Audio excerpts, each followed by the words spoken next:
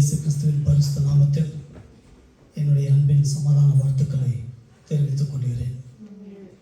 ஒரு விசை கண்களை மூடி நாம் கர்த்தரை நோக்கி பார்ப்போம்.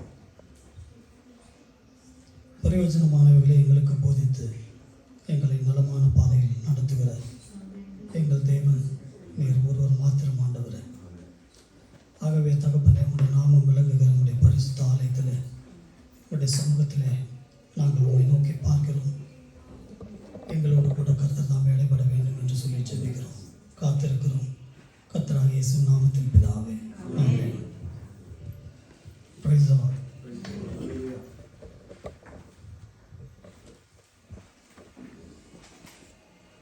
ஏசாயா 54வது அதிகாரத்தில் 14ஆம் வசனத்திலே ஒரு வாக்குத்தத்தம் கொடுக்கப்பட்டிருக்கிறது. நீதியினால் ஸ்திரப்பட்டிருப்பாய், கொடுமைக்கு தூரமாவாய், பயமில்லாதிருப்பாய், திகிலுக்கு தூரமாவாய், அது உன்னை அணுகுவதில்லை. அதாவது நீதியினால் ஸ்திரப்படுதல், கொடுமைக்கு தூரமாகுகிற ஒரு அனுபவம், பயமில்லாமல் இருக்கிற ஒரு காரியம், திகிலுக்கு தூரமாகிற ஒரு நிலைமை. இந்த 4 காரியங்களையும் நம்முடைய வாழ்வில் இருக்க வேண்டும் என்று சொன்னால் கர்த்தருடைய பாதுகாப்பு நமக்கு இருக்க வேண்டும். அந்த பாதுகாப்பு நமக்கு எப்படி கிடைக்கும் என்பதை குறித்து தான் இன்றைய தினத்தின் செய்தி அமைந்திருக்கிறது. ஆதியாகமம் 15வது அதிகாரத்திலே 1வது வசனம். இந்த காரியங்கள் நடந்த பின்பு கர்த்தருடைய வார்த்தை ஆபிரகாமுக்கு தரிசனத்திலே உண்டாகி, அவர், ஆபிரகாமே, நீ பயப்படாதே, நான் உனக்கு கேடகமும் உனக்கு மகா பெரிய பலனுமாய் இருக்கிறேன் என்றார்.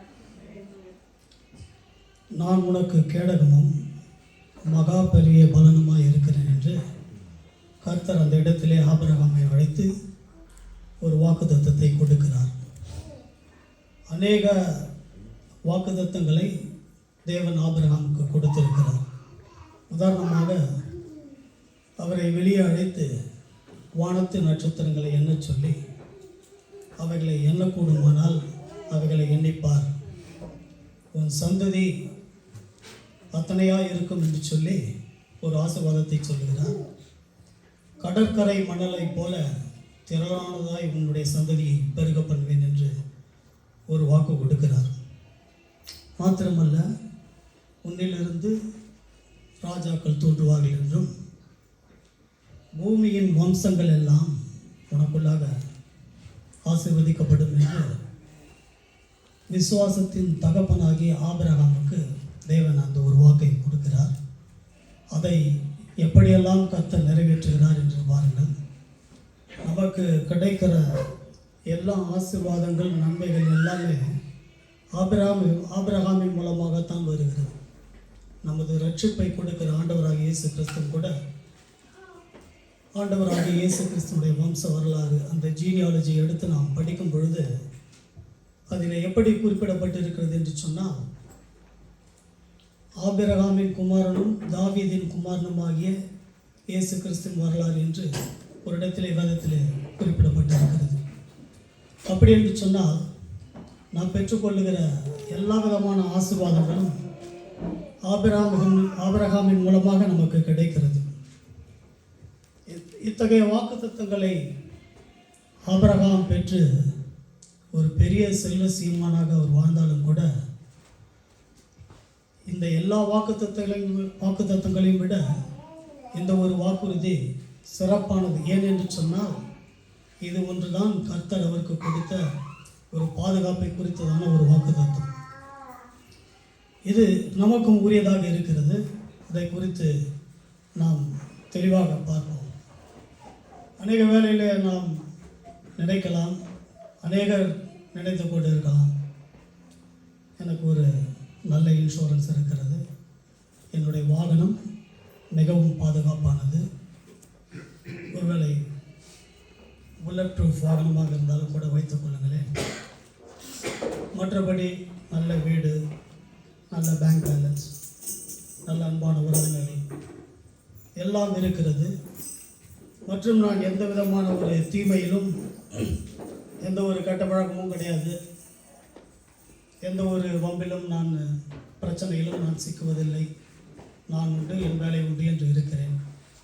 எனக்கு எதற்கு பாதுகாப்பு என்று நாம் நினைக்கலாம். ஆதியாகமத்தில் ஆதாமினுடைய சிருஷ்டிப்பை குறித்து நாம் வாசித்து பார்ப்போம் என்று சொன்னால், ஆதாம் தேவனுடைய கரங்களினாலே விசேஷித்த விதமாய் உண்டாக்கப்பட்டவர். பூமியின் சந்ததிகள் எல்லாம், பூமியின் வம்சங்கள் எல்லாம் ஆதாமுக்குள் மறைந்திருந்தது. அவர் ஆதாம் படைக்கப்பட்ட பொழுது எப்படி இருந்தார் என்று சொல்ல வேண்டும் என்று சொன்னால், ஆண்டவராகிய இயேசு கிறிஸ்து பூமியில் வாழ்ந்த போது எப்படி இருந்தாரோ அதே போல்தான் ஆதாமும் இருந்தார். அதே பரிசுத்தம், அதே தூய்மை, அதே போன்று அவரும் காணப்பட்டார். அவருடைய வாயிலே வஞ்சனை காணப்படவும் இல்லை. அப்படிப்பட்ட ஒரு தூய்மையான நிலையிலே வாழ்ந்து கொண்டிருந்த ஆதாமுக்கு நேர்ந்த காரியம் என்னது என்பதை நாம் அறிந்திருக்கிறோம். அவர் ஒரு பாதுகாப்பான ஒரு சூழ்நிலையில இல்லாததினாலே பிசாசுக்கு இடம் கொடுக்கும்படியான ஒரு சூழ்நிலை அவர்களுக்கு நேர்ந்தது. அதனால் அவர்கள் வஞ்சிக்கப்பட்டு முழு மனு குழம்பமே பாவத்திலே விழக்கூடிய ஒரு சூழ்நிலை உண்டானது. இங்கே ஆதாம் ஏவாள் என்று நாம் தனித்து பிரித்து எடுத்துக்கொள்ள முடியாது. ஏன் என்று சொன்னால், அவர்களை குறித்து வேதம் என்னவென்று சொல்கிறது என்றால், அவர்கள் இருவரும் ஒருவராய் இருக்கிறார்கள் என்று சொல்லி ஆண்டவராக இயேசு கிறிஸ்து சுவிசேஷ நிருபங்களிலே அதை தெளிவுபடுத்துகிறார். ஆதாமும் ஏவாளும் போல ஒரு கணவனும் மனைவியும் ஒரே மாம்சமாய் ஒரே சரீரமாய் இருக்கிறார்கள். அவர்கள் இருவராயிராமல் ஒருவராய் இருக்கிறார்கள் என்று ஆண்டவராக இயேசு கிறிஸ்து சொல்லியிருக்கிறார். இந்த ஏவாளை குறித்து மிகவும் ஒரு சிறப்பான ஒரு காரியம் வேதத்தில் சொல்லப்பட்டிருக்கிறது. ஆதியாகமம் 3வது அதிகாரம் 20வது வசனம். ஆதாம் தன் மனைவிக்கு ஏவாள் என்று பெயரிட்டான், ஏனெனில் அவள் ஜீவனுள்ளோருக்கெல்லாம் தாயானவள். ஆதாம் தன் மனைவிக்கு ஏவாள் என்று பெயரிட்டான், ஏனென்றால் அவள் ஜீவன் உள்ளோருக்கெல்லாம் தாயானவள். எப்படிப்பட்ட ஒரு வார்த்தை பார்த்தீர்களா? She is the mother of mothers. அப்படிப்பட்ட ஒரு சிறப்பை பெற்றவர்கள், பெண்ணினத்திற்கே பெருமை சேர்க்கக்கூடிய ஒரு ஸ்தானத்தில் தேவனால் உண்டாக்கப்பட்டவர்கள். இந்த மதர்ஸ் டே என்று வரும்பொழுது, இன்றைய தினத்தில் மதர்ஸ் டே என்று சொல்லுகிறார்கள். என்னுடன் பணிபுரிந்த ஒரு ஸ்ரீலங்கா நண்பர் ஒருவர் சொல்லுவார், ஸ்ரீலங்கா தேசத்திலே நர்சஸ் எல்லாம் மதர்ஸ் என்று சொல்லுவார்கள் என்று சொல்லி. மற்றும் பொதுவாக நம் மருத்துவமனையிலே நர்ஸ் வேலையை செய்கிற எல்லா ஊழியர்களையும் நாம் எவ்வாறு அழைக்கிறோம் என்று சொன்னால், அவர்களை சிஸ்டர், சகோதரி என்று சொல்லி அழைக்கிறோம். நான் ஒமான் தேசத்திலே பணிபுரிந்து கொண்டிருந்த பொழுது ஒரு ஒமானி சகோதரர் என்னிடத்தில் கேட்டார், இவர்கள் நர்ஸ் தானே, நம்மளை எல்லாம் ரேடியோகிராஃபர்ஸ் என்று அழைக்கிறார்கள், இவர்களை ஏன் சிஸ்டர்ஸ் என்று அழைக்கிறார்கள் என்று சொல்லி அவர் என்னிடத்தில் கேட்டார். அப்பொழுது நான் சொன்னேன், நீ ஒருவேளை ஒரு வியாதியாக இருப்பாய் என்று சொன்னால், நம்ம இருமுனோம் என்று சொன்னால் நம்ம பக்கத்தில் இருக்கிறவங்க தள்ளி உட்காந்துவாங்க, இல்லை முகத்தை விலைக்கு மறைத்துக் கொள்வார்கள். திடீரென்று 4 பேர் கூடியிருக்கிற இடத்திலே ஒருவர் வாந்தி பண்ணிவிட்டார் என்று சொன்னால் எல்லோரும் விலகி சென்று விடுவார்கள். ஆனால் அந்த இடத்துல நம்முடைய தாயோ நம்முடைய சகோதரியோ அந்த இடத்தில் இருந்தால் அவர்கள் எப்படி நடந்து கொள்வார்கள்? கொஞ்சம் சிந்தித்து பாருங்கள். உடனே தன்னுடைய ஆடையில் இருக்கிற துணி அல்லது கர்ச்சீஃபை எடுத்து நம்மை துடைத்து, நம்முடைய வாயையெல்லாம் துடைத்து நம்மை பராமரிக்க மாட்டார்களா? அதை போலவே நீ முன்பின் அறியாத ஒரு சகோதரி, ஒரு பெண் தன்னுடைய வேலையில் இந்த வேலையை செய்ய தன்னை ஒப்பு கொடுத்து, உனக்கு ஒரு சுகவீனம் நேரிட்டு நீ ஹாஸ்பிட்டலில் இருக்கும்போது அப்படிப்பட்ட வேலைகளை அவர்கள் உனக்காக செய்கிறதுனால அவர்களை சகோதரிகள் என்று ஒரு கணத்துடன் நாம் அழைக்கிறோம் என்று சொல்லி அவர் விளக்கினேன். அவரும் அதை ஏற்றுக்கொண்டார். எனவே இந்த வேலையில் நம்முடைய பூமியிலே நமக்கு கொடுத்த பெற்றோர், குறிப்பாக நம்முடைய அம்மா மற்றும் நம்முடைய சகோதரிகளுக்காய் நாம் தேவனை ஸ்தோத்திரிப்போம். ஒரு விசை கண்களை தாழ்த்தி தேவனை நோக்கி பார்ப்போம். கிருபை நிறைந்த தகப்பனே, எங்களுக்கு நீர் கொடுத்த எங்கள் பெற்றோருக்காக, விசேஷமாக எங்கள் அம்மாக்களுக்காகவும் எங்கள் சகோதரிகளுக்காகவும் மருத்துவமனையில் பணிபுரிகிற நர்சஸ் யாவருக்காகவும் கர்த்தாவே விசேஷமாக உம்முடைய கரத்தில் நாங்கள் வருகிறோம். அவர்களை நாங்கள் உம்முடைய கரத்தில் ஒப்பு கொடுக்கிறோம் சுவாமி. அவர்களை ஆசீர்வதிப்பீராக. ஆபிரகாமை ஆசீர்வதித்தது போல நீர் அவர்களுக்கு மகா பெரிய பலனும் கேடகமாயிருந்து எல்லா நன்மையினாலும் நிறைவான பலனை கொடுத்து ஆசீர்வதித்து அவருடைய வேலையிலே அவர்கள் இன்னும் அதிக கமிட்மெண்ட்டோடு உமக்கென்று அதை செய்ய உம்முடைய அன்பை வெளிப்படுத்துகிறவர்களாய் காணப்பட கர்த்தர் கிருபை தரும்படியாக ஜெபிக்கிறோம். இந்த வேலையிலே சிறு வயதிலே பெற்றோரை இழந்து கைவிடப்பட்ட பிள்ளைகளை நினைக்கிறோம். அவருடைய மீட்பராய் தன்னை வெளிப்படுத்திய கர்த்தர் அவர்களை உயர்த்தும்படியாய் ஆசீர்வதிக்கும்படியாய் உடைய கரத்தில் போட்டுக்கிறோம். கர்த்தராகிய இயேசுவின் நாமத்தில் பிதாவே, ஆமென்.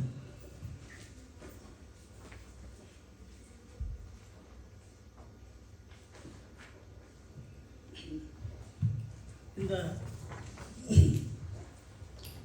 மற்றும் ஏவாள் என்று சொல்கிறவர்கள் அவர்கள் ஜீவனுள்ளவர்களுக்கெல்லாம் தாயானவள் என்று குறிப்பிடப்பட்டு இருக்கிறதுனால இந்த ஒரு வார்த்தை, இந்த ஒரே ஒரு வசனம் தன் சிறு வயதிலேயே பெற்றோரால் கைவிடப்பட்ட நிலைமையில், பெற்றோரையே காணாமல் சிறு வயதிலே பெற்றோரை இருந்த பிள்ளைகளுக்கு எத்தனை ஒரு ஆறுதலை அளிக்கக்கூடிய ஒரு வார்த்தையாக இருக்கிறது என்று எண்ணி பாருங்கள். ஏவாள் ஜீவன் உள்ளோருக்கெல்லாம் தாயானவள். அதை நான் படித்த பொழுது மேற்கொண்டு அந்த வேதத்தை என்னால் படிக்க முடியவில்லை. ஒரு நிமிடம் அப்படியே திகைத்து நின்று விட்டேன். அப்படி ஒரு பவர்ஃபுல்லான ஒரு வேர்டாய் அதை நான் படிக்கும் பொழுது உணர்ந்தேன். ஒரு கவிஞர் விதமாக எழுதியிருக்கிறார். கிறிஸ்தவ கவிஞர் அல்ல, ஒரு சாதாரண கவிஞர். தாய் இல்லாமல் நான் இல்லை, தானே வரும் பிறந்ததில்லை என்று. இப்படிப்பட்ட வார்த்தைகள் ஒரு திக்கற்ற ஒரு பிள்ளைக்கு, ஒரு ஆதரவற்ற நிலையில் இருக்கிற சிறு வயதிலேயே பெற்றோரை இழந்த பிள்ளைகளுக்கு எப்படியான ஒரு ஆறுதலையும் ஒரு உற்சாகத்தையும் ஒரு நம்பிக்கையும் கொண்டு வருகிற ஒரு வார்த்தையாக இருக்கும் என்று எண்ணி பாருங்கள். இந்த தேவன் மகா பெரிய பலனும் கேடகமாக இருக்கிறார் என்று சொல்லி பார்த்தோம். இந்த கேடகம் நமக்கு எப்படி கிடைக்கும்? முதலாவது, கேடகம் என்றால் என்ன? இந்த கேடகம் என்று சொன்னால் போர்க்களத்திலே எதிரியினால் தாக்கப்படாதபடிக்கு எதிரியிடத்திலிருந்து தன்னை பாதுகாத்துக் கொள்வதற்கு இந்த கேடகத்தை பயன்படுத்துவார்கள். மகா அலெக்சாண்டருடைய வரலாற்றை நாம் எடுத்து பார்ப்போம் என்று சொன்னால் அவருடைய போர் யுக்திகளில் ஒன்று அவர் பயன்படுத்திய கேடகம். அந்த கேடகம் நாம் கண்காட்சியிலே பார்க்கிறது போல அல்ல மியூசியத்தில் பார்க்கிறது போல மார்பளவு உள்ள கேடகம் அல்ல. அது ஒரு மனிதனுடைய முழுவதையும் மறைக்கக்கூடிய ஒரு பெரிய கேடகமாக இருக்கிறது. ஒரு நீளமான ஒரு கேடகம். நீங்கள் இந்த ரோமன் அவர்களுடைய அந்த ஆன்டிக்ஸ் இருக்கக்கூடிய அந்த மியூசியத்தில் சென்று பார்த்தீர்கள் என்று சொன்னால் இப்படியான கேடகங்களை நீங்கள் பார்க்க முடியும். உடல் முழுவதையும், அதாவது இந்த கேடகத்தை ஒருவர் பிடித்து கொண்டு நின்றால் என்று சொன்னால் அது அவரை முழுவதுமாக மறைத்துவிடும். இந்த கேடகம் ஒரு போரிலிருந்து, எதிரியின் தாக்குதலிலிருந்து நம்மை பாதுகாத்து கொள்ளுகிற ஒரு கருவியாய் அது காணப்படுகிறது. நாம் இந்த வசனத்திலே வாசித்தோம், நீதியினால் ஸ்திரப்படுவாய், கொடுமைக்கு தூரமாவாய், பயமில்லாதிருப்பாய் என்று சொல்லி. இங்கே நீதியை குறித்து அதிகமாய் குறிப்பிடப்பட்டிருக்கிறது. எங்கெல்லாம் நாம் விசுவாசத்தை குறித்து வாசிக்கிறோமோ அங்கே இந்த நீதியை பற்றியும் குறிப்பிடப்பட்டிருக்கும். ரோமர் 4வது அதிகாரம் 3வது வசனம். வேத வாக்கியம் என்ன சொல்கிறது? ஆபிரகாம் தேவனை விசுவாசித்தான், அது அவனுக்கு நீதியாக எண்ணப்பட்டு என்று சொல்கிறது. ஆபிரகாம் தேவனை விசுவாசித்தான், அது அவனுக்கு நீதியாக எண்ணப்பட்டது என்று சொல்லி. எங்கேயெல்லாம் நாம் விசுவாசத்தை குறித்து வாசிக்கிறோமோ அந்த இடத்திலே கண்டிப்பாக நீங்கள் நீதியை குறித்தும் குறிப்பிடப்பட்டிருக்கிறதை நாம் காணலாம். என்னிடத்திலே விசுவாசம் இருக்கிறது, அதே வேளையில் என்னிடத்திலே அநீதியும் காணப்படுகிறது என்று சொன்னால் அது சரியான விசுவாசம் அல்ல. இல்லை என்றால் எனது கேடயம் விலகி இருக்கிறது என்று சொல்லி பொருள். இந்த புதிய ஏற்பாட்டின் காலத்தில் வாழ்கிற நமக்கு இந்த கேடகம், இந்த பாதுகாப்பு நமக்கும் உரியதாக அமைந்திருக்கிறது. எப்படி என்று சொன்னால், நாம் முன்னமே பார்த்தபடி எல்லா விதமான நம்முடைய ஆசீர்வாதங்களும் நன்மைகளும் ஆபிரகாமின் மூலமாக நமக்கு வருகிறது என்று சொல்லி அதை பின்வரும் வசனங்களிலே விளக்கமாக பார்க்கலாம். எங்கே விசுவாசம் உண்டோ அங்கே நீதியும் உண்டு. எங்கே நீதி இல்லையோ அங்கே விசுவாசமும் இல்லை என்று நாம் பொதுவாக எடுத்துக்கொள்ளலாம். எனவே நம்மிடத்திலே நீதியின் கிரியைகள் காணப்படாமல் அநீதியின் கிரியைகள் காணப்படும் என்று சொன்னால் நம்மிடத்திலே விசுவாசம் இல்லை என்று பொருள். நம்மிடத்திலே நீதி இருக்கிறது, நம்முடைய செய்கைகளிலே தேவ நீதி விளங்குகிறது என்று சொன்னால் நாம் உண்மையிலே விசுவாசம் உள்ளவர்கள் என்று பொருள்படும். இன்னும் ஒரு காரணம், நமக்கு ஏன் இந்த பாதுகாப்பு தேவை? எபேசியர் 6வது அதிகாரம் 12வது வசனம். ஏனெனில் மாம்சத்தோடும் இரத்தத்தோடும் அல்ல, துரைத்தனங்களோடும் அதிகாரங்களோடும் இப்பிரபஞ்சத்தின் அந்தகார லோகாதிபதிகளோடும் வான மண்டலங்களில் உள்ள பொல்லாத ஆவிகளின் சேனைகளோடும் நமக்கு போராட்டம் உண்டு. நமக்கு போராட்டம் உண்டு. அந்நிய வல்லமைகள், வான மண்டலங்களில் உள்ள பொல்லாத ஆவிகளின் சேனைகளோடு கூட நமக்கு போராட்டம் உண்டு. கண்ணுக்கு தெரியாத இந்த அந்நிய வல்லமைகள், இவைகள் நம்மை எப்படி தாக்குகின்றன என்பதையும் நாம் நம்முடைய கண்களினால் காண முடியாது. நமக்கு தெரியாமலே பல்வேறு சமயங்களிலே நாம் காயப்பட்டு நிற்கிறதற்கான காரணம் என்னவென்று சொன்னால், நமக்கு கேடகமாய் இருக்கிறவரை, அந்த மகா பெரிய பலனும் கேடகமாய் இருக்கிறவரை நாம் சரியாக பயன்படுத்தி கொள்ளவில்லை என்று அர்த்தம்.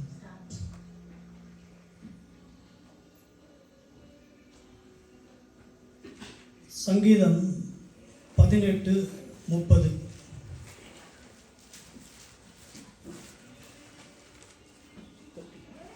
தேவனுடைய வழி உத்தமமானது, கர்த்தருடைய வசனம் புடமிடப்பட்டது. தம்மை நம்புகிற அனைவருக்கும் அவர் கேடகமாய் இருக்கிறார். தம்மை நம்புகிற அனைவருக்கும் அவர் கேடகமாய் இருக்கிறார். தேவனே கேடகமாய் இருக்கிறார். யாருக்கு என்று சொன்னால், யாரெல்லாம் தேவனை நம்புகிறார்களோ அவர்களுக்கு அவர் கேடகமாய் இருக்கிறார். இதே எபேசியர் 6வது அதிகாரத்திலே 16வது வசனத்தை நாம் வாசித்து பார்ப்போம் என்று சொன்னால், பொல்லாங்க நெய்யும் அக்கினியாஸ்திரங்கள் எல்லாம் அவிழ்த்து போடத்தக்கதாய் எல்லாவற்றுக்கும் மேலாக விசுவாசம் என்னும் கேடகத்தை பிடித்துக் கொண்டவர்களாயும் நில்லுங்கள். விசுவாசம் என்னும் கேடகத்தை பிடித்து கொண்டவர்களாயும் நில்லுங்கள். கர்த்தரே நமக்கு கேடகமாய் இருக்கிறார். நமது விசுவாசமே நமக்கு கேடகமாய் இருக்கிறது. அதை நாம் உறுதியாய், விசுவாசம் என்கிற கேடகத்தை நாம் உறுதியாய் பிடித்து நிற்க வேண்டும் என்று சொல்லி வேதம் நமக்கு அறிவுறுத்துகிறது. சங்கீதம் 115:5.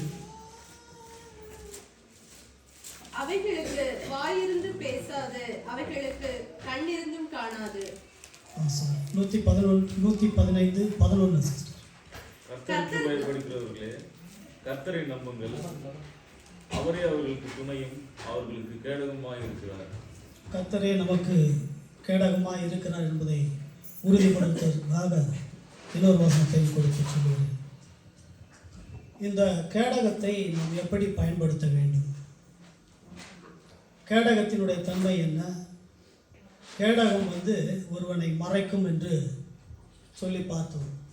எனவே நம்முடைய வாழ்க்கையிலும் கூட அநேக காரியங்களை, அநேக விஷயங்கள் மறைக்கப்பட வேண்டியவைகள் நம்முடைய வாழ்க்கையில் காணப்படுகின்றன. அந்த மறைக்கப்பட வேண்டியவைகளை நாம் மறைக்காமல் இருந்தோம் என்று சொன்னால் நம்முடைய பாதுகாப்பு ஒரு சந்தேகத்திற்குரியதாகி விடுகிறது.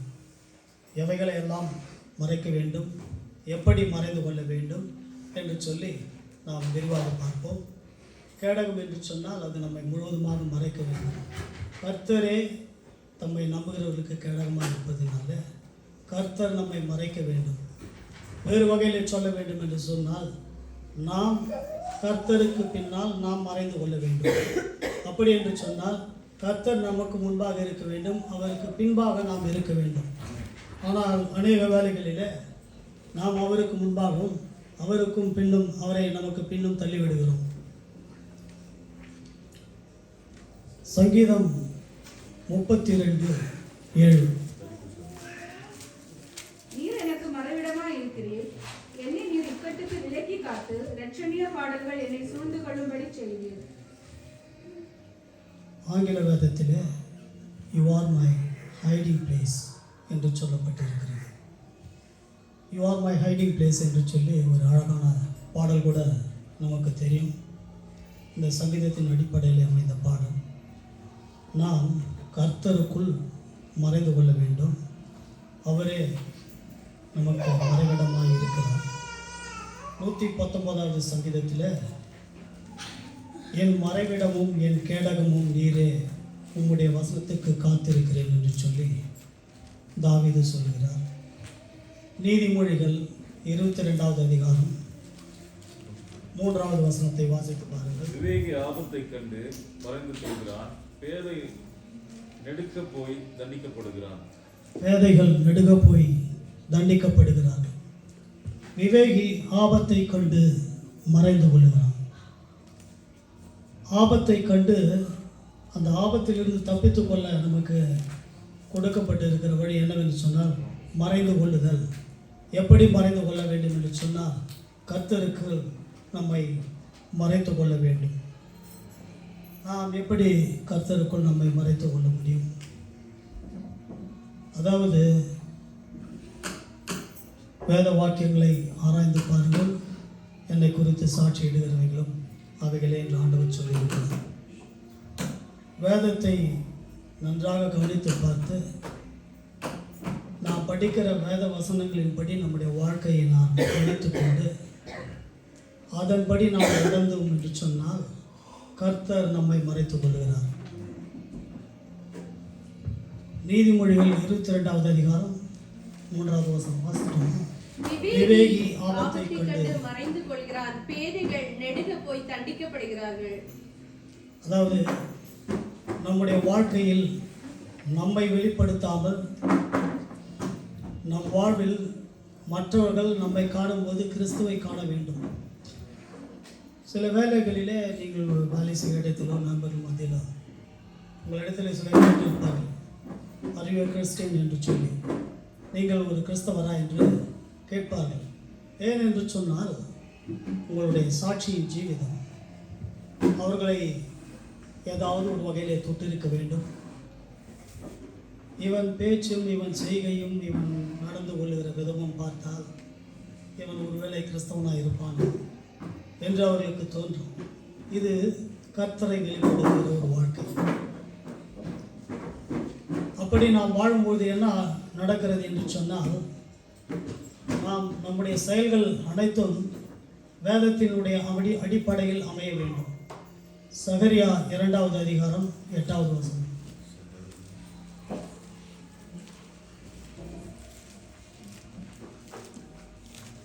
பிற்பாடு மகிமை உண்டாகும் என்று சேனைகளின் கர்த்தர் சொல்லுகிறார். உங்களை கொள்ளையிட்ட ஜாதிகளிடத்துக்கு என்னை அனுப்பினார். உங்களை தொடுகிறவன் அவருடைய கண்மணியை தொடுகிறான். கடைசி பகுதி அந்த வசனத்திலே உங்களை தொடுகிறவன் அவருடைய கண்மணியை தொடுகிறான் என்று சொல்லியிருக்கிறார். அப்படி என்று சொன்னால் கர்த்தர் நம்மை மறைத்து கொள்வார் என்று சொன்னால் எது ஒன்றும் நம்மை அணுகுவதற்கு முன்பாக அதை அவர் மேற்கொள்கிறார். அவர் எப்படியாய் நம்மை பாதுகாக்கிறார் பாருங்கள். உங்களை தொடுகிறவன் என் கண்மணியை தொடுகிறான் என்று சொல்லி மத்தேயு 7வது அதிகாரம் 26 முதல் 27. நான் சொல்லிய இந்த வார்த்தைகளை கேட்டு இவைகளின்படி செய்யாதிருக்கிறவன் எவனோ அவன் தன் வீட்டை மணலின் மேல் கட்டின புத்தியில்லாத மனுஷனுக்கு ஒப்பிடப்படுவான். பெருமழை சொரிந்து பெருவெள்ளம் வந்து காற்று அடித்து அந்த வீட்டின் மேல் மோதின போது அது விழுந்து முழுவதும் அழிந்தது என்றார். ஏதாவது ஒரு காலகட்டத்திலே சோதனைகள், போராட்டங்கள் எல்லோருடைய வாழ்க்கையிலும் ஏற்படும். அப்படிப்பட்ட வேளையில் நம்முடைய அஸ்திபாரம் வேத வசனத்தின் மேல் கட்டப்பட்டிருந்தது என்று சொன்னால், அதாவது வேத வசனத்தை படித்து அதை அறிந்து கொண்டு உறுதியாய் அதிலே தரித்திருந்தோம் என்று சொன்னால், நாம் அந்த சோதனை நேரத்திலே பெருவெள்ளம் விழும்போது நாம் அழிந்து போவதில்லை.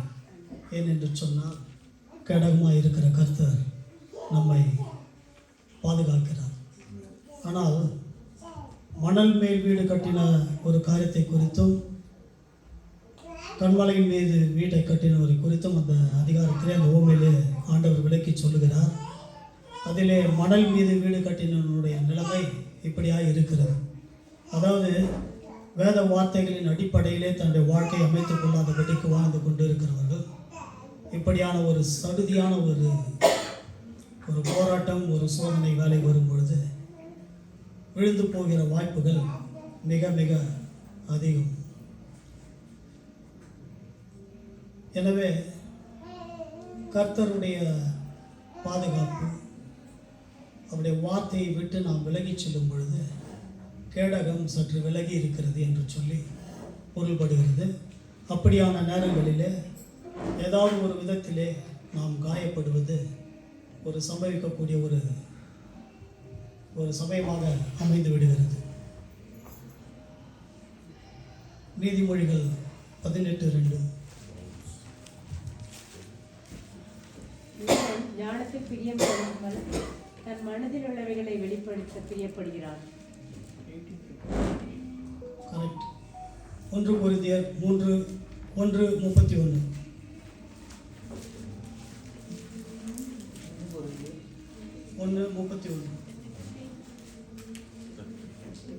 அவரே தேவனால் நமக்கு ஞானமும் நீதியும் பரிசுத்தமும் இருக்குமானார். கர்த்தரே நமது ஞானம் என்று சொல்லப்பட்டிருக்கிறது. தேவ ஞானத்தை வெளிப்படுத்துகிறவர்களாய் நாம் காணப்பட வேண்டும். கர்த்தரை வெளிப்படுத்துகிறவர்களாய் நம்முடைய ஜீவியம் அமைய வேண்டும். அதை தவிர்த்து என்னுடைய சுய ஞானத்தை நான் பேசிக்கொண்டு நம்முடைய சுய ஞானத்தை வெளிப்படுத்தி கொண்டு வாழ்ந்தோம் என்று சொன்னால் அது ஒரு மூடத்தனமான காரியம் என்று நீதிமொழிகள் 18:2 வாசித்தோம். மூடன் ஞானத்தில் பிரியமில்லாமல், அதாவது நமக்கு ஞானமாக இருக்கிற ஆண்டவராக இயேசு கிறிஸ்துவின் மேல் பிரியமில்லாமல், அவரை வெளிப்படுத்த பிரியப்படாமல் தன் மனதில் உள்ளதையெல்லாம் வெளிப்படுத்த பிரியப்படுகிறான் என்று சொல்லி. எனவே நம்முடைய எண்ணங்கள், நம்முடைய தவறான,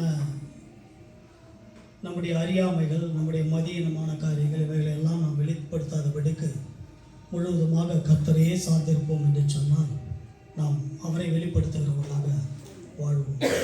சங்கீதம் 91:4 பார்க்கும் பொழுது அவருடைய சத்தியத்தை குறித்து சொல்லப்பட்டிருக்கிறது. 91:4.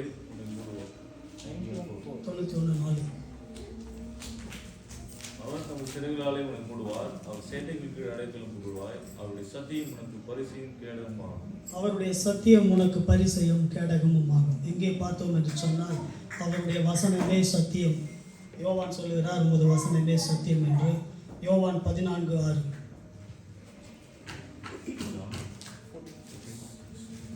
John 14:6. அதற்கு இயேசு, நானே வழியும் சத்தியமும் ஜீவனுமாய் இருக்கிறேன். என்னை அல்லாமல் ஒருவனும் பிதாவினிடத்தில் வரான். அவரே வழியும் சத்தியமும் ஜீவனுமாய் இருக்கிறார். எனவே அவரே சத்தியம். அவருடைய சத்தியம் நமக்கு பரிசையும் கேடகமாய் இருக்கும் என்று தேவ வார்த்தை சொல்லியிருக்கிறது. யோவான் 1:1. ஆதியிலே வார்த்தை இருந்தது, அந்த வார்த்தை தேவனிடத்தில் இருந்தது, அந்த வார்த்தை தேவனாய் இருந்தது. அந்த வார்த்தை தேவனாய் இருந்தது. அந்த வார்த்தை தான் நமது கேடகம்.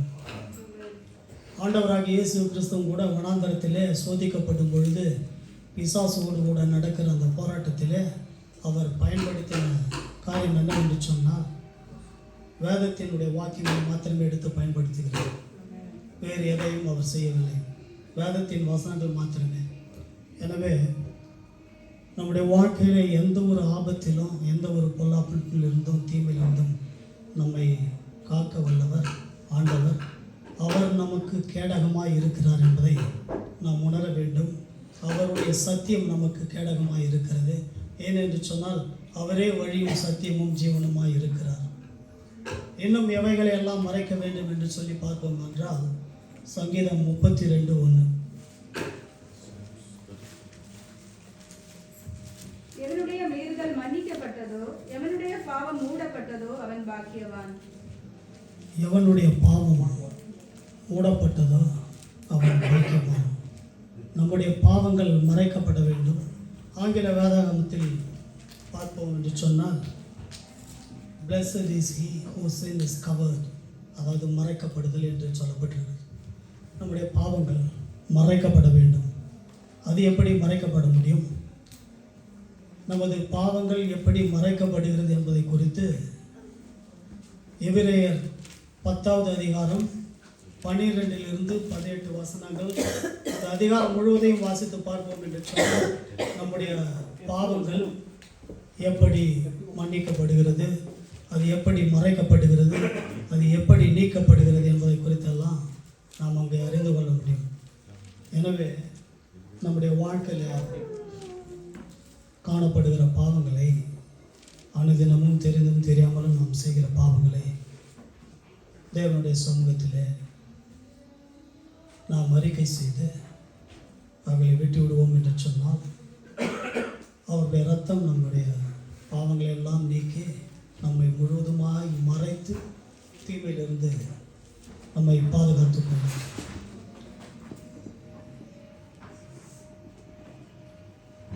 நீதிமொழிகள்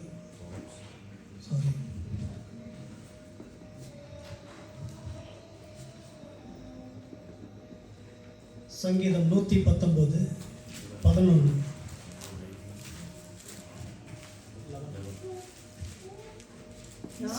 விரோதமாய் பாவம் செய்யாதபடிக்கு ஒரு வாக்கை என் இருதயத்தில் வைத்து வைத்தேன். தமிழ் வேதாகமத்திலே என் இருதயத்திலே வைத்து வைத்தேன் என்று சொல்லப்பட்டிருக்கிறது. அதனுடைய டிரான்ஸ்லேஷன் ஆங்கில வேதாகமத்திலே hidden, I have hidden your words in my heart என்கிறது போல சொல்லப்பட்டிருக்கிறது. தேவனுடைய வார்த்தையை நம்முடைய இருதயத்தின் ஆழத்திலே மறைத்து வைக்க வேண்டும். நீதிமொழிகள் 2:4. அதை வெள்ளியை போல் நாடி புதையல்களை தேடுகிறது போல் தேடுவாயாகில். தேவனுடைய வார்த்தையை வெள்ளியை போல் நாடி புதையல்களை போல் அதை நாடுவோம் என்று சொன்னால், அடுத்த வசனத்தை வாசிங்கள். நீதிமொழிகள் 3:1. என் மகனே, என் போதகத்தை மறந்தாயோ, உன் இருதயம் என் கட்டளைகளை காக்க கடவுது. உன் இருதயம் என் கட்டளைகளை காக்க கடவுது என்று சொல்லி வாசித்த வசனங்களிலே தேவனுடைய வார்த்தையை மறைத்து வைக்க வேண்டும். நமக்குள்ளாய் அது ஆழமாய் மறைத்து வைக்கப்பட வேண்டும் என்று சொல்லி வேதம் சொல்கிறது. ஏன் அதை மறைத்து வைக்க வேண்டும்? உங்களிடத்தில் உங்கள் வீட்டிலே ஒரு வைரக்கற்கள், விளையாடப்பட்ட நகைகள் அல்லது கோல்டு, டைமண்ட்ஸ் இது போன்ற விளையாடப்பட்ட சொல்லில் இருந்தால் அதை எங்கே வைப்பீர்கள்? அதை வீட்டில் நுழைந்ததும் எல்லோரும் பார்க்கும்படியாக ஃப்ளவர் வாஸ் வைப்பது போல் அங்கே ஷோகேஸுக்காக வைத்து விடுவீர்களா? யாருக்குமே தெரியாதபடி அதை மிகவும் ஒரு மறைவான இடத்திலே வைப்போம். ஏன் என்று சொன்னால் அது நமக்கு ஒரு பொக்கிஷம் போன்றது, ஒரு விலையேறப்பட்டதாய் நாம் அதை கருதுகிறோம். அதை போல வேத வார்த்தைகளை நாம் கருதி நம்முடைய இருதயத்திலே மறைத்து வைக்க வேண்டும் என்று சொல்லி வேதம் நமக்கு அறிவுறுத்துகிறது. காரணம் ஏன் என்று சொன்னால் மார்க்கு 4வது அதிகாரம் 15வது வசனம். வசனத்தை கேட்டவுடனே சாத்தான் வந்து அவர்கள் இருதயங்களில் விதைக்கப்பட்ட வசனத்தை எடுத்து போடுகிறான். இவர்களே வசனம் விதைக்கப்படுகிற வழியறிவானவர்கள். வசனம் கேட்ட உடனே அந்த வசனம் அவருடைய இருதயத்திலே தங்கி பலன் கொடாதபடிக்கு பிசாசானவன் வசனத்தை எடுத்து போடுகிறான் என்று சொல்லி இங்கே பார்க்கிறோம். இதை நான் சொல்லவில்லை, கர்த்தரே சொல்லியிருக்கிறார். பிசாசானவன் வசனங்கள் நம்மிலே கிரியை செய்யக்கூடாதபடிக்கு நம்மிலிருந்து வசனத்தை எடுத்து போடுகிறான் என்று சொல்லி, அதனால்தான் சங்கீதம் 1 இரவும் பகலும் கர்த்தருடைய வேதத்திலே பிரியமாய் இருந்து இரவும் பகலும் அதிலே தியானமாய் இருக்கிற மனுஷன் பாக்கியவான் என்று சொல்லியிருக்கிறார். திரும்ப திரும்ப வேத வார்த்தைகளை கொண்டு நாம் நினைவுறுத்தி கொண்டு நாம் அதிலே வாழ்வோம் என்று சொன்னால் நம்மை மிகுந்த கனி கொடுக்கிறவர்களாய் வேத வசனம் அது மாற்றம், அதன்படியாக ஒரு பாதுகாப்பான ஜீவிதத்திற்குள்ளாய் அது நம்மை வழிநடத்தும். இன்னும் அநேக காரியங்கள், மறைக்கப்பட வேண்டிய காரியங்கள் வேதத்திலே ஆண்டவர் சொல்லியிருக்கிறார். மத்தேயு 5, 6, 7 அதிகாரங்களிலே நாம் பார்த்தோம் என்று சொன்னால் உபவாசம் இருக்கும் பொழுது மாயக்காரரை போல முகவாடலாய் இராது இருங்கள், அந்தரங்கத்தில் உன் கிரியைகளை காண்கிற பிதா உனக்கு வெளியரங்கமாய் பலன் அளிக்கிறார் என்று சொல்லி தான தர்மங்கள் செய்கிற காரியங்களானாலும் சரி, ஜெபங்களானாலும் சரி, அதை செய்கிறதன் நோக்கம் மிக மிக முக்கியமானது. நாம் அநேக காரியங்களை கர்த்தருக்காக பிரயாசப்பட்டு செய்கிறோம். ஆனால் கர்த்தர் அவைகளை எல்லாம் பார்க்கும் பொழுது ஒரு சங்கீதம் 131 என்று நினைக்கிறேன், அதில் சொல்கிறார், தேவரீர் என் உட்கார்தலையும் என் எழுந்திருக்குதலையும் அறிந்திருக்கிறீர் என்று சொல்லி. உதாரணமாக இப்பொழுது நாம் வர்ஷிப்பை நடத்த போகிறோம் என்று சொன்னால், ஒரு பாடலை பாடுவோம் என்று சொன்னால் எல்லாரும் எழுந்து நின்று கொள்வார்கள். அல்லது வேத பகுதியை நாம் வாசிக்கும் பொழுது எழுந்து நின்று வாசிக்கிறோம், எழுந்து நின்று கொள்ளுங்கள் என்று யாரும் சொல்வதில்லை. அப்படி பார்க்கும் பொழுது எனக்கு தெரியும், அடுத்த ஒரு வர்ஷிப் சாங் ஏதோ நம்ம நடத்தும் பொழுது எல்லோருமே எழுந்து நிற்க போகிறேன் என்று எனக்கு தெரியும். அது முடிந்த பிறகு எல்லாரும் முகந்து கொள்வார்கள் என்று எனக்கே தெரியும். ஆனால் சங்கீதக்காரர் சொல்கிறார் பாருங்கள், என் எழுந்திருக்குதலையும் என் உட்கார்தலையும் நீர் அறிந்திருக்கிறீர் என்று சொல்லி. அதன் பொருள் என்னவென்று சொன்னால், நாம் எதற்காக எங்கே உட்காருகிறோம், எதற்காக எங்கே எழுந்து நிற்கிறோம் என்பதை தேவன் அறிகிறார். நான் ஒரு முறை பயணம் செய்திருக்கும் போது ஒரு காரில் ஒரு அழகான ஒரு ஸ்டிக்கர் போட்டிருந்தாங்க. அதை படித்த பொழுது மிகவும் எனக்கு ஆச்சரியமாக இருந்தது, என்னை மிகவும் அது உணர்வடைய செய்தது. அதில் என்ன எழுதியிருக்கிறது என்று சொன்னால், the world looks at what you do, but the Lord looks why you do. நீ என்ன செய்கிறாய் என்பதை இந்த உலகம் பார்க்கிறது, ஆனால் நீ ஏன் அதை செய்கிறாய் என்பதை கர்த்தர் காண்கிறார். நாம் ஒரு காரியத்தை நாம் செய்யும் பொழுது அதை எப்படி செய்ய வேண்டும் என்று சொன்னால், அன்பினால் அதை செய்ய வேண்டும். அது ஒரே ஒரு காரியத்தை மட்டும்தான் நமக்கு ஆண்டவர் கட்டளையிட்டு இருக்கிறார். எதை செய்தாலும் அதிலே தேவ அன்பு காணப்பட வேண்டும்.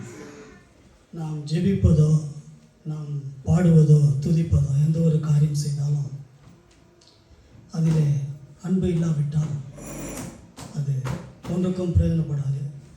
அது கொரிந்தியர் நிருபத்தில் 13 அதில் ஃபுல்லாக எழுதியிருக்கிறார் அதை பற்றி.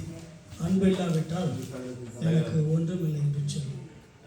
ஸோ இப்படிப்பட்ட காரியங்கள் எல்லாம் நம்மை பாதுகாக்கக்கூடியவர்களாக இருக்கிறது. கர்த்தர் நமக்கு கேடகமாக இருக்கிறார். அவருடைய சத்தியம் நமக்கு பாதுகாப்பு, அவருடைய வார்த்தைகள் நமக்கு பாதுகாப்பு. கர்த்தர் நம்மை மறைக்க வேண்டும். நம்மை வெளிப்படுத்தாதபடிக்கு கர்த்தரை வெளிப்படுத்தி நாம் வாழ்வோம் என்று சொன்னால் நம்முடைய பாவங்கள் அவருடைய இரத்தத்தினாலே கழுவப்பட்டு மறைக்கப்பட்டிருந்தது என்று சொன்னால் நாம் நிச்சயமாகவே ஆபிரகாமை போல நமக்கும் ஆண்டவர் மகா பெரிய பலனும் கேடகமுமாய் இருக்கிறார். கலாத்திய நிருபத்திலே நாம் வாசிக்கிறோம், நாம் ஆபிரகாமுடனே உடன் சுதந்திரவாளிகளாக இருக்கிறோம் என்று சொல்லி அவருடைய ஆசீர்வாதங்களுக்கு நாம் பங்குள்ளவர்களாக இருக்கிறோம் என்று சொல்லி கலாத்திய நிருபத்திலே அங்கே பவுல் குறிப்பிடுகிறார். அப்படி பார்க்கும் பொழுது இந்த பாதுகாப்புக்கும் நாம் உரியவர்களாக இருக்கிறோம். கர்த்தர் நமக்கு எப்படிப்பட்ட பாதுகாப்பை கொடுக்கிறார் என்பதை சங்கீதம் 121 நாம் காணலாம். அதிலே மிக மிக விசேஷித்த ஒரு காரியம் என்னவென்று சொன்னால், அதில் சொல்லப்பட்டிருக்கிற பாதுகாப்பின் அம்சங்களிலே மிகவும் விசேஷித்த ஒரு பாதுகாப்பு, கர்த்தர் உன் ஆத்துமாவை காப்பார். அதை குறித்து ஒரு தனி செய்தியாகத்தான் சொல்ல வேண்டும். ஆத்துமா பாதுகாக்கப்பட வேண்டும். ஏன் என்று சொன்னால், ஒரு மனிதனில் உள்ள எல்லா காரியங்களிலும் விசேஷித்த ஒரு அம்சம் என்னவென்று சொன்னால் அவனுடைய ஆத்துமா. அந்த ஆத்துமாவை மீட்கும்படியாகத்தான் வானத்தை விட்டு பூமிக்கு இறங்கி தன்னுடைய ஜீவனையே கொடுத்து ஆண்டவர் நமக்கு ரட்சிப்பை கொடுத்திருக்கிறார். எனவே கர்த்தர் நமக்கு மகா பெரிய பலனும் கேடகமாக இருந்து நம்மை வழிநடத்துவதாக இப்பொழுது பாஸ்டர் அவர்கள் பொறுப்பெடுத்து இறுதியாக இந்த சங்கீதம் 121 வாசித்து நம்ம நிறைவு பெற செய்வார். அல்லேலூயா, அல்லேலூயா. அப்படியே நம்ம எழும்பி நின்று அந்த சங்கீதம் 121 எடுத்து எல்லாரும் சேர்ந்து வாசிக்கலாமா? கர்த்தர் நம்முடைய பலன், அவர் நம்மளுக்கு கேடகமாக இருக்கிறார். ஒரு நாட்களில் கேட்ட வசனத்துக்கு நம்ம ஒப்பு கொடுத்து விசுவாசம் என்னும் கேடகத்தை பிடித்து கொண்டு ஆண்டவர் நம்மளுக்கு பலத்தை தருகிறார்.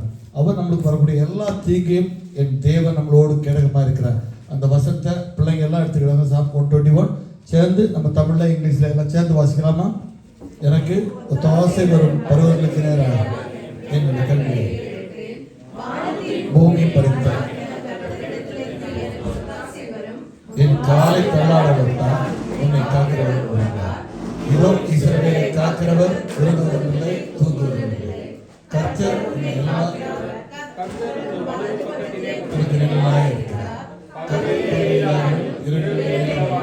உன்னை சேதப்படுத்த கர்த்தர் உன்னை எல்லா தீங்குக்கும்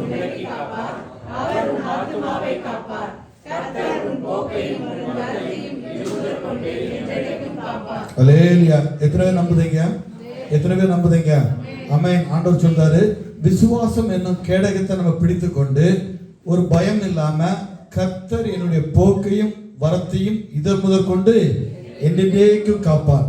தலைகளை தாழ்த்தி ஆண்டவர் சமூகத்துல நல்ல வசனத்தை நம்ம கேட்டு அதை நம்ம உட்கொள்ள வேண்டும். ஆதில வார்த்தை இருந்தது, அந்த வார்த்தை தேவனிடத்தில் இருந்தது, அந்த வார்த்தை தேவனாய் இருந்தது. அப்ப இந்த நாட்களில் நம்ம எவ்வளவுக்கு எவ்வளவு வசனத்தை நம்ம உட்கொண்டு வைத்திருக்கிறோமோ அந்த வார்த்தை நம்மளை கிரியை செய்யும். வரக்கூடிய எல்லா தீமைகளுக்கும் எந்த புயல் வந்து மோதி தாக்கினாலும் நம்ம அசைக்கப்பட மாட்டோம். ஆண்டோடைய வசனம் தான் சொல்லுது, எல்லாருக்கும் வருங்க, புயல் வந்தால் எல்லாருக்கும் வரும். ஆனா கண்மலையின் மேல நம்ம வசனத்தின் மேல ஆண்டவரை நம்பி நம்ம நிற்கும் போது எந்த புயல் வந்தாலும் நம்ம அசைக்கப்படுவதில்லை. கண்களை மூடி ஆண்டவர் சமூகத்துல வாயில திறந்து சொல்லுவோம், ஆண்டவரே நீர் எங்களோடு கூட இருந்தா எங்களுக்கு ஆண்டவரே அது போதும். வாயில திறந்த நன்றியோடு நன்றியோடு நன்றியோடு நன்றி ஆண்டவரே. எனக்கொத்தாசை வரும் பர்வதம் நீரா என் கண்களையே கொத்தாசை வரும் பர்வதம்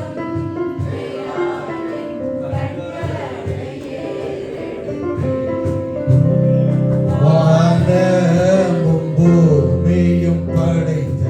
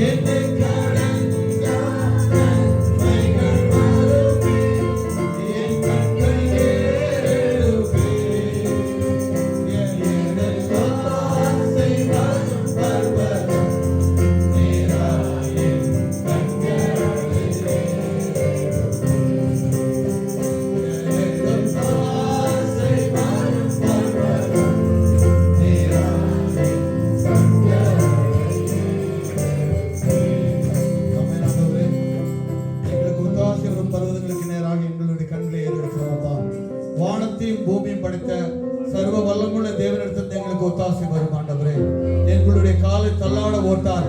எங்களை காக்கக்கூடிய தேவன் உறங்குவதும் இல்லை தூங்குவதும் இல்லை அப்பா. எங்களுக்கு ஆண்டவரை சோத்திரம் ஆண்டவர் நீர் கேடகமாக இருக்கிற கிருபைக்காக நன்றி. எங்களை ஆண்டவரை பலன் கொண்டு திடமனங்களாக வைக்கிற கிருபைக்காக நன்றி. ஆண்டவரை நாங்கள் விசுவாசத்தை மட்டும் ஆண்டவரை பிடித்துக் கொண்டு ஆண்டவரை உண்மை நோக்கி ஓட எங்களை நீ தகுதிப்படுத்த வேண்டுமா என்னை கெஞ்சிறோம். ஆண்டவர் இந்த நாள் வந்த எல்லாருக்காக நன்றியோடு துதிக்கிறோம். வேலை நிமித்த தடைப்பட்ட மக்களை உங்களுடைய கருத்தில் வைக்கிறோம். பலவீனத்தோடு இருக்கிற பிள்ளைகளை உங்களுடைய கருத்தில் வைக்கிறோம் அப்பா. இந்தியாவில் ஹாலிடேக்கு இருக்கிற பிள்ளைகளை உங்களுடைய கருத்தில் வைக்கிறோம். ஆண்டவரை விசேஷமாக வரக்கூடிய நாட்களில் வீடுகளை வாங்க வேண்டும் முயற்சிக்கிற பிள்ளைகள் உண்டு, வீட்டு வாடகைக்கு முயற்சிக்கிற பிள்ளைகள் உண்டு. எல்லாரையும் உங்களுடைய கருத்தில் வைக்கிறோம். சின்ன குழந்தைகள், ஆண்டவரை கை குழந்தைகள், ஆண்டவரை சுந்தரம் கற்பத்தின் கணிக்காக ஜெபித்துக் கொண்டிருக்கிற எல்லா பிள்ளைகளுக்காக நன்றியோடு துதிக்கிறோம். எங்களுக்கு ஒத்தவாசி வரும் பருவங்களுக்கு நேராக எங்களுடைய கண்களை ஏறெடுக்கிறோம் அப்பா. நீர் ஆண்டவரை வானத்தை பூமியும் படைத்த தேவன். எங்களுக்கு நீர் உம்முடைய கருத்து ஒத்தாசை தரப்போற கிருபைக்காக நன்றி. எங்களுடைய போக்கில வரத்துல பாதுகாத்துக் கொள்ளுங்க. விசேஷமாக வாகன ஓட்ட பிள்ளைகளோடு உங்களுடைய கருத்து கூட இருக்க கெஞ்சிறோம். செய்து கொடுத்த மானியம் மகத்தேறி அதற்காக உமக்கு நன்றி. என்னை நல்ல சுகத்தையும் பலத்தையும் ஆண்டவரை கொடுத்து ஏற்ற நாட்களில் குடும்பமாக சேர்ந்து நின்று உங்களுடைய வசனத்தை தியானிக்க செய்யப்படுற கிருபைகளுக்காக நன்றி. தேவைகளோடு வந்த பிள்ளைகள் தேவை சந்திக்கப்படுற கிருபைகளுக்காக நன்றி. விசேஷமாக ஒரு முறை கூட ஆண்டவர் இந்த நாளிலும் பிறந்த நாளை நினைவுகூர அடனைக்காக உங்களுடைய கருத்தில் வைக்கிறோம். ஆண்டவரே புதிய வருஷத்துல புதிய நன்மையும் கிருபையும் தொடர வேண்டுமாய் மிக்கஞ்சிரும். அந்த குடும்பத்தோட தேவைகள் எல்லாவற்றையும் சந்திங்க. கட்டுகள் மாற கிருபை செய்யப்படுற கிருபைகளுக்காக நன்றியோடு துதிக்கிறோம். பலப்படுத்த கிறிஸ்துனாலே எல்லாவற்றையும் செய்ய பலன் என்று சொன்ன தேவன் எங்கள் சபையை நீ பலப்படுத்த வேண்டுமாய் இயேசு மூலம் ஜெபிக்கிறோம் எங்கள் நல்ல பிதாவே. என் ஆத்துமாவே கர்த்தரை என் முழு உள்ளமே பரிசுத்த நாமத்தை என் ஆத்துமாவே கர்த்தரை சோதரி கர்த்தர் செய்த சகல பரம ஆண்டவராகிய இயேசு கிறிஸ்துவின் கிருபையும் பிதாவாகிய தேவனுடைய அன்பும் பரிசுத்த ஆவியாரோட ஐக்கியமும் சினையும் இன்றும் என்றும் அவருடைய வருகை மட்டும் நம்மளோடு இருப்பதாக. அல்லேலூயா அல்லேலூயா சொல்லுங்க. கர்த்தர் நம்மளை ஆசீர்வதிப்பார். அல்லேலூயா. கர்த்தர் நம்மளுக்கு கேடகமா இருப்பார். சொல்லுங்க பக்கத்துல வந்து, கர்த்தர் நம்மளுக்கு பலனாய் இருக்கிறார், வெட்கப்படுத்தவே மாட்டார். ஆமென். அல்லேலூயா.